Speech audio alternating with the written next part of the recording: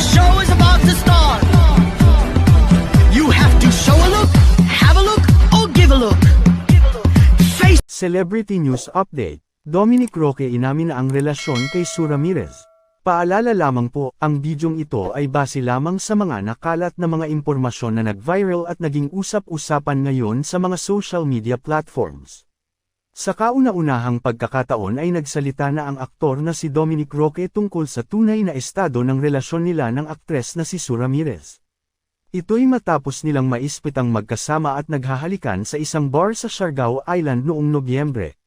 Dumalo si Dominic sa red carpet premiere ng Metro Manila Film Festival, MMFF, 2024 na entry na The Kingdom, noong gabi ng Biyernes, December 20, para suportahan si Sue. Kabilang si Sue sa cast ng pelikula na pinagbibidahan ni Vic Soto at Piolo Pascual.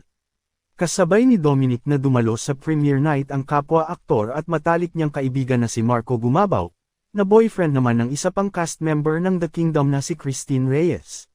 Sa red carpet ay inusisa ng ilang entertainment reporters sina Marco at Dominic tungkol sa kani-kanilang love life. Anong suporta ang ibinibigay natin sa ating cast tonight? Tanong ng TV5 entertainment reporter na si MJ Marfori. Sagot ni Marco, "Syempre, we want to congratulate the whole team, cast, and production team.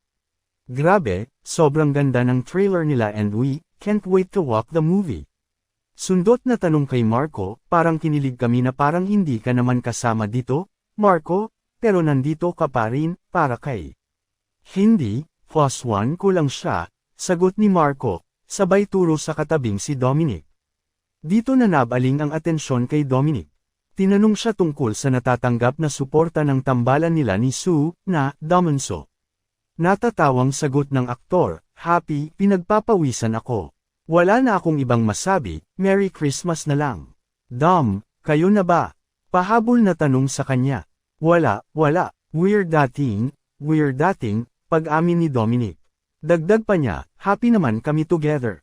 We're going out and, ayon, kinikilala namin ang isa't isa." Samantala, bago ang pagtatapat ni Dominic sa estado nila ni Sue ay nauna ng inamin ng aktres na nagde-date nga sila ng aktor. Sa MediaCon ng The Kingdom noong December 1, nagbigay si Sue Ramirez ng maikling pahayag.